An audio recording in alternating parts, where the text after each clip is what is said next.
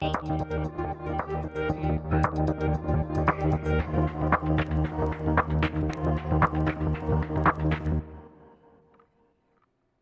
everyone, it's technology expert Burton Kelso here with another tech tip to help you get the most out of the technology in your life. Today we're talking about how to use Sora AI. If, well, I shouldn't say if you've been hiding under a rock, because the challenge is that many of you that know generative AI know about Sora, but for this audience, you probably don't know about Sora. Now, Sora is a utility that has just recently been released to the public by OpenAI, the same company that bought you ChatGPT. Now, Sora not only, well, actually, ChatGPT allows you to create text from AI or using generative AI. Also allows you to create images or still images from generative AI. But Sora allows you to create videos from generative AI. And I'm sure at some point it'll be included within ChatGPT. But as of right now, Sora has its own website, which you can reach at Sora.com. Once visiting the website, you can see some of the recent and featured videos that have been uploaded to Sora.com. Now, let's take a look or scroll down recent so that you can get an idea of the types of videos that are being generated by AI. If you scroll through, you'll see a list of videos from people of all different skill sets, although AI helps. But as we're going through, there are all types of videos, most of them photorealistic, some of them animated, but there's a whole host of videos and people are uploading content all of the time, which is pretty awesome. And as you can see, there are a ton of videos on the Sora website. Same thing with featured. If we go to featured, we can go to look at the videos that have been picked out as being some of the best AI generated videos, and the sky's the limit as far as how and what type of videos you can create. But most importantly, one of the reasons why you're watching this video is that you want to know how to use Sora.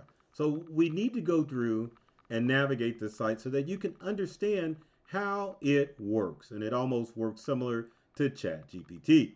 So let's go to back to our desktop and let's get an intro of how it works. So to get back to the main screen for Sora, we're going to start on the left hand side of the screen, and there is the Sora OpenAI button. If you click on it, it takes you to your main interface where you can showcase all the videos in your library, but then also too, it takes you or gives you the menu where you can type your prompt. And my God, the text is like in the way. But anyway, down at the bottom, you can type in your information to generate your AI prompt. Now, for a hot second, let's move closed captioning out of the way. All right, now that you won't be able to see it, but you'll be able to hear it. But anyway, here we go. There's where you can type in your AI prompt to generate a video. From here, you can, if you click on the plus sign, it allows you to choose a video that is already in your library to upload it, to modify it, or you can upload an image or video of your own if you want to include that in your AI prompt video. If you click here on this section, it will give you what types of videos that you want. You can do none, which means the sky's the limit as far as the types of videos you create. There's balloon world, stop motion video, archival, which means that it's old school, film noir, which is going to make it look old school like a Humphrey Bogart movie, and there's cardboard and paper craft, which your video is going to look like paper craft. Now, to give you an idea of what the heck I'm talking about, let's bring this back down so you can see me. Now, the good thing about the types of videos, it's almost like Sora has its own GPTs built into it or its own modifications, allowing you to either fine tune a video or just letting it be the sky's the limit when it comes to your actual video. Now let's get back to our desktop. And let's move closed captioning out of the way temporarily so that we can continue. Now the good thing with Sora is that you can change your video aspect. Aspect ratio is normally going to be the 16 by 9. There's 1 by 1 and there's 9 by 16. So it allows you to utilize most popular video formats. Same thing here. And I'm going to admit, resolution, if you want to, I don't know why that's a diamond. But anyway, if you want to render videos fast, do 480. 720p is a little bit slower. And of course, if your account allows it, because that's one of the challenges with Sora, the more you pay, the more you get access to. And we'll get to that in a minute, the higher resolution. But for right now, 480 should be just fine. Now, and sorry I had to cough. Now you get your how long you can do your video. And again, this depends on the price point that you're paying for a video. So you can do a 5-second, 10-second, 15 or 20 seconds. But you have to be careful of that, because if you click on the question mark, it will use a certain amount of credits, and the credits depend on how much you paid for with your Sora account. Now, one of the great things about Sora is it's got a storyboard feature, where if you click on storyboard, it will allow you to describe the scene or image. And then once you can add a existing video or photo, which will animate it. But then you can continue on with your storyboard and say, okay, well, I want this to happen in the next scene. So that's the whole purpose of storyboard mode in Sora. You can either just say, hey, I want the video to be created by my prompt, or you can actually script out your video, which with a storyboard, which is helpful in situations where you're creating a longer video. This would probably be more the 20-second to a minute video. Now, if we go to the upper right-hand side of our screen for Sora, we can click on filter, where you're looking at your library or all your videos to see what you want to filter, what shows up in your library.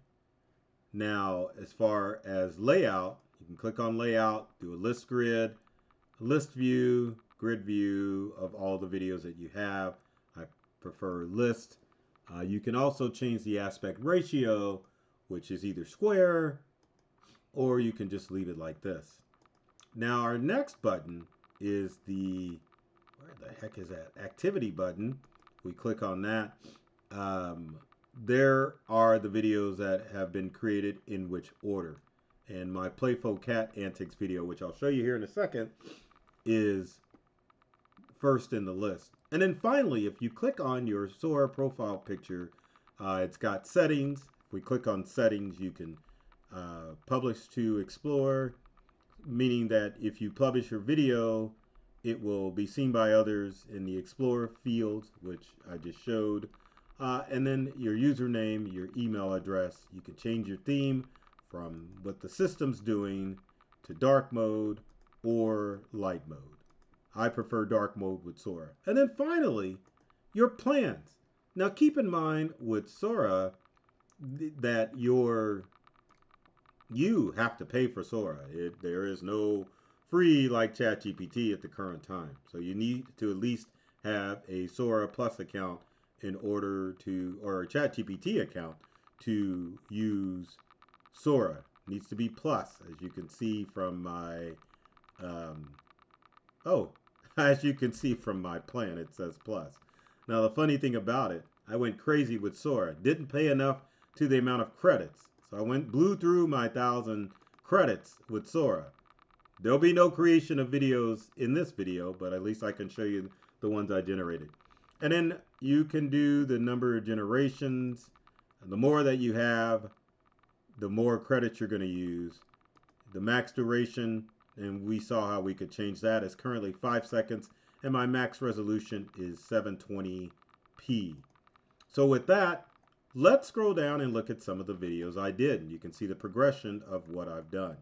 Now the first video that I created with Sora was the playful cat video, and I think it went overboard with what I did, because that ain't the prompt that I put in. A fluffy tabby cat sits on a soft beige carpet, cozy living room.